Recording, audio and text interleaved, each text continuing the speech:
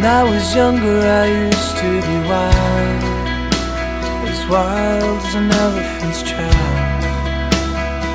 No one could hold me down, no one could keep me around. Pada pembelajaran ini kita akan membahas tentang query lanjutan 2. Tujuan dari pembelajaran ini yaitu 1. Mengenal ekspresi skalar subquery, 2. Memahami korelasi subquery, 3. Penggunaan operator axis dan not axis, yang keempat yaitu penggunaan Clausewitz. Yang pertama, kita akan membahas tentang ekspresi skalar subquery. Ekspresi skalar subquery. Ekspresi skalar subquery ini adalah sebuah subquery yang hanya mengembalikan satu nilai kolom dari satu baris. Skalar subquery dapat digunakan dalam 1. Yaitu kondisi dan ekspresi bagian dari dekode dan case. 2. Semua klausa select kecuali dalam group by. Ini berlaku untuk Oracle 9i. Contoh skalar subquery dalam ekspresi case yaitu select kolom yaitu employee ID dan last name, kemudian case when department ID, kemudian subquery-nya select department ID from department where location ID adalah 1800, then Canada as USA and location from employee. Maksud dari query ini yaitu jika departemen ID pada kolom employees ini sama dengan departemen ID pada kolom departemen yang memiliki lokasi ID 1800, maka lokasinya adalah Kanada. Jika tidak, maka USA. Sedangkan contoh untuk scalar subquery dalam klausa order by yaitu di sini select employee ID, last name, kemudian from employees, yaitu double employee yang dideklarasikan dengan konstanta kemudian order by yaitu diurutkan berdasarkan nama departemen dari tabel departemen yang memiliki relasi yaitu antara tabel employee dan tabel departemen. Yang kedua yaitu kita akan membahas tentang korelasi subquery. Korelasi subquery. Korelasi ini digunakan untuk pemrosesan baris per baris atau row by row. Tiap subquery dieksekusi sekali untuk setiap row baris dari outer query. Prosesnya adalah skemanya yaitu ambil baris dari outer query, kemudian jalankan inner query dengan menggunakan nilai baris kandidat, kemudian gunakan nilai dari inner query untuk qualify atau disqualify baris kandidat, kemudian kembali lagi ke ambil baris data outer query, begitu seterusnya. Proses korelasi dimulai dengan mengambil data dari outer query, yaitu ini, ambil baris dari outer query, kemudian inner query dijalankan dengan menggunakan nilai baris kandidat, kemudian nilai dari inner query digunakan untuk melakukan kualifikasi atau mendiskualifikasi baris kandidat.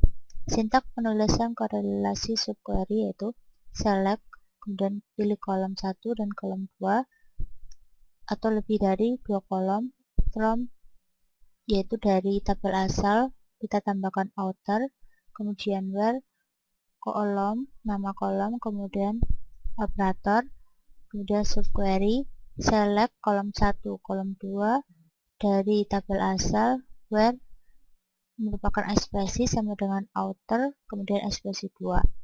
Sintak di atas adalah subquery mereference suatu kolom dari sebuah tabel dalam parent atau outer query. Sekarang kita lihat penggunaan korelasi subquery. Di sini terdapat contoh yaitu subquery untuk mendapatkan data semua pegawai yang memiliki gaji lebih dari rata-rata gaji pada departemen tempatnya bekerja. Kita coba yaitu select, kemudian last name, kemudian salary, kemudian departemen ID from employees, kemudian kita tambahkan sintak outer, kemudian salary lebih besar, kemudian subquery-nya yaitu select average salary dari tabel employee, di mana tabel departemen tersebut sama dengan outer departemen ID. Ini berarti outer ini mengambil dari tabel lain. Setiap saat baris dari outer query diproses, maka inner query dievaluasi. Kemudian yang kedua, yaitu menampilkan data pegawai yang pernah berganti job sedikitnya 2 kali, yaitu di sini kita employee ID, last name, job ID, kemudian dari tabel employee, where sedikitnya 2 kali berarti tidak lebih dari 2 kali, sehingga 2 kurang dari sama dengan select count, ini merupakan jumlah, from job history, yaitu tabel job history, where employee ID sama dengan employee ID. Korelasi subquery ini juga dapat digunakan untuk mengupdate baris pada satu tabel berdasarkan pada baris dari tabel yang lain. Korelasi ini dinamakan korelasi update. Sintaksnya yaitu update tabel 1, kemudian nama aliasnya, kemudian set kolom, kemudian subquery-nya yaitu select, kemudian ekspresinya from tabel, nama aliasnya, di mana nama aliasnya dot kolom sama dengan alias 2 dot kolom.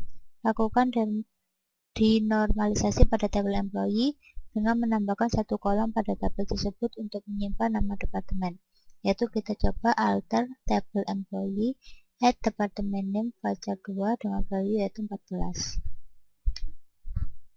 Kemudian isi dari kolom nama departemen yang didapatkan dari tabel departemen dengan menggunakan korelasi update.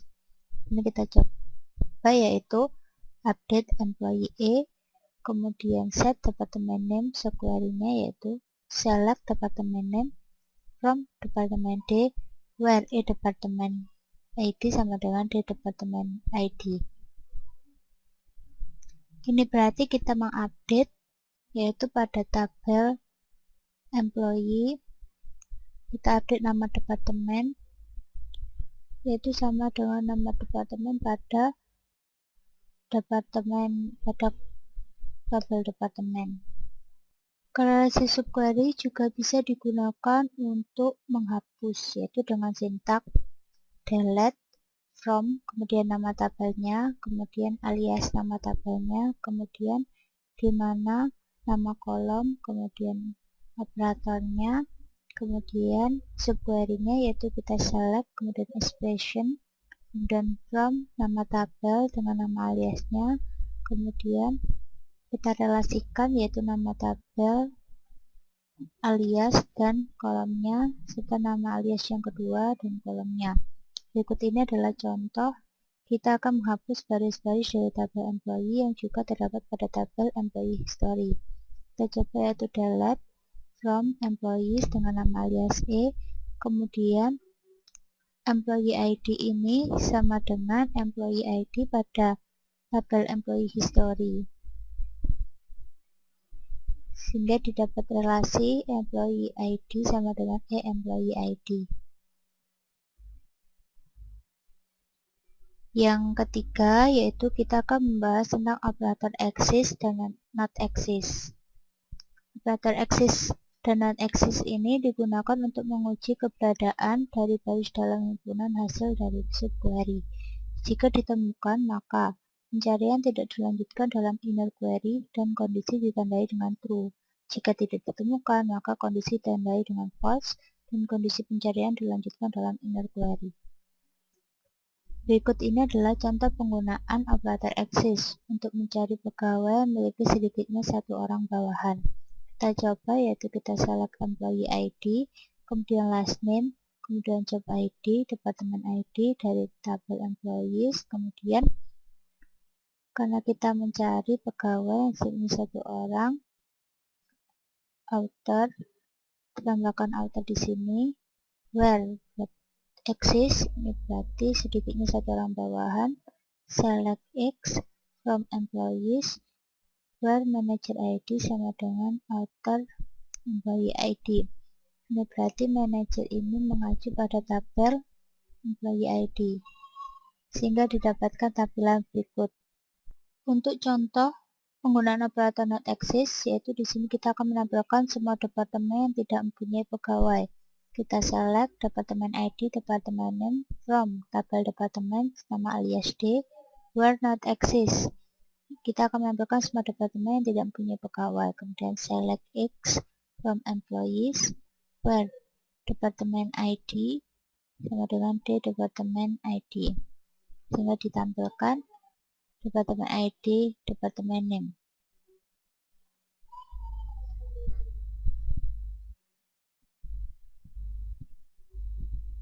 Yang terakhir yaitu kita akan membahas tentang penggunaan klausa with.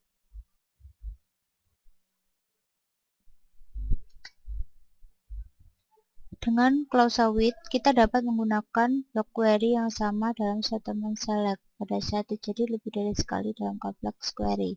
Kemudian, klausa with ini mendapatkan hasil dari block query dan menyimpannya dalam table space temporer kepunyaan user.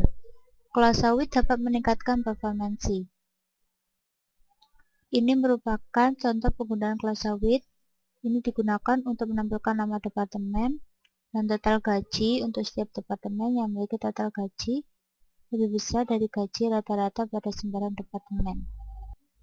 Di sini kita gunakan with, kemudian depth cost. Di dalam depth cost ini terdapat data atau kolom yaitu departemen name, kemudian jumlah gaji dari tabel employee dan departemen. Sedangkan pada application cost ini kita terdapat jumlah departemen total dibagi jumlah semuanya. Di sini kita akan menampilkan total gaji untuk tiap departemen yang memiliki total gaji lebih besar dari rata-rata pada sembarang departemen. Kita gunakan select semua from cost. Ini karena kita milik untuk tiap departemen, kemudian di mana total gaji tersebut adalah lebih besar dari rata-rata pada sembarang departemen. From application cost, kemudian kita ubahkan berdasarkan departemen name.